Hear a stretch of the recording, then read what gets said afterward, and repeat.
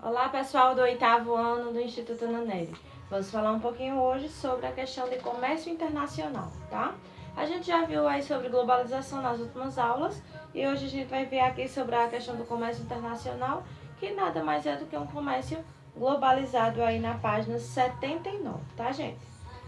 Aqui começa dizendo o seguinte: uma das características da economia globalizada é o aumento do comércio internacional ou dos fluxos comerciais, consequência da nova divisão internacional do trabalho e da especialização produtiva. O que quer dizer isso? Vocês sabem que toda vez que a gente está falando de globalização, a gente está falando de uma interdependência entre os países. Então, os países eles dependem sim um do outro economicamente, tá? Mesmo os países desenvolvidos, como a gente também já viu em outras aulas, dependem dos países menos desenvolvidos para, no caso, importação das matérias-primas, tá? Então, os países menos desenvolvidos importam matéria-prima para que esses países desenvolvidos possam usar aí na sua industrialização, certo? Assim como também os menos desenvolvidos dependem aí dos produtos industrializados que vêm dos países mais desenvolvidos. Então, isso é a relação, digamos assim, que básica, tá? Entre os países, desde a época que a gente tinha aí metrópoles e colônias, ok?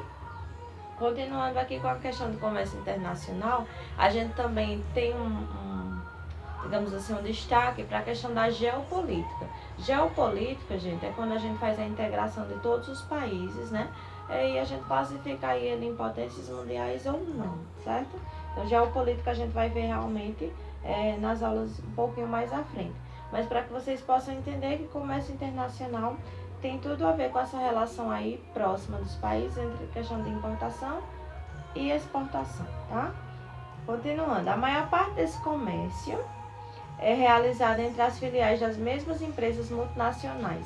Então, gente, empresas multinacionais, elas estão muito relacionadas aí a essa questão de ter uma sede, né, geralmente em cidades aí de países desenvolvidos, e espalhar as suas filiais em países que tenham abundância de matéria-prima, que tenham abundância de mão de obra, para que eles possam, no caso, ter essa, digamos assim, essa facilidade, né, de produzir e, no caso, vender em outros países, tá? Então, por isso que eles geralmente colocam aí suas filiais em países menos desenvolvidos, em países que a mão de obra vai ser mais barata, para que eles também possam ter aí uma maior margem de lucro, certo?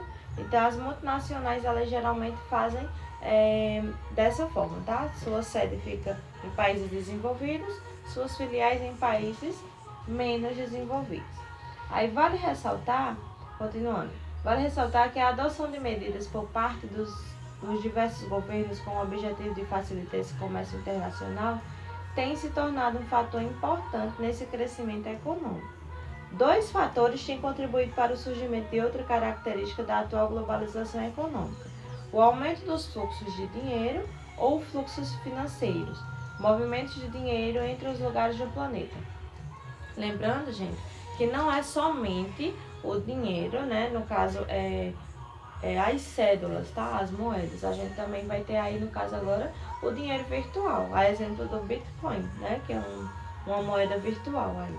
Então, a gente vai ter muito, digamos assim, muita movimentação financeira, principalmente por questões de bolsa de valores. Como vocês sabem, a bolsa de valores de Nova York, quando teve aquela... quando a Bolsa de Nova York quebrou, né, em 1929, a gente teve uma crise aí em quase todos os países.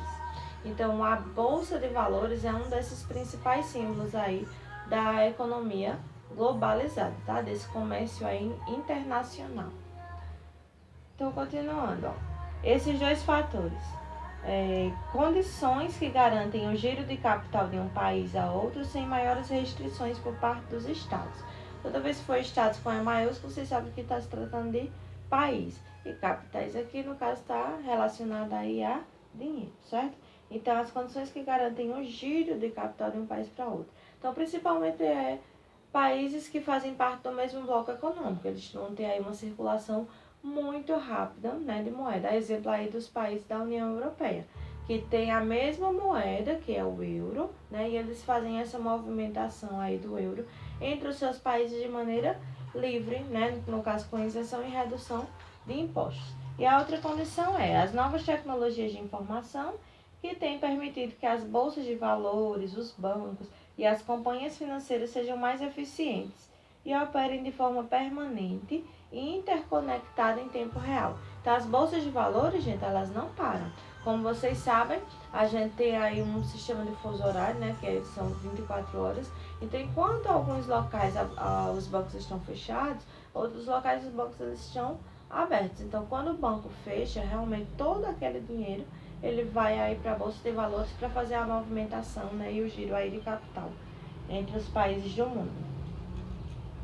Só concluindo aqui essa página, não é difícil concluir que o crescimento do fluxo financeiro internacional facilitou o desenvolvimento das atividades econômicas. Basta notar o aumento generalizado de investimentos externos diretos que empresas realizam em outros países. Em contrapartida, isso tem dado lugar a um alto nível de instabilidade e crises financeiras importantes, recaindo principalmente sobre a população dos países afetados. Como vocês sabem, nos Estados Unidos a gente teve aquela crise de 2008, que no caso aí afetou todos os países que de certa forma dependiam dele, tá certo? Então, o demais, gente, a gente vê na nossa aula online, ok? Então, a gente continua com isso aqui na nossa aula. Bons estudos. Muito interessante.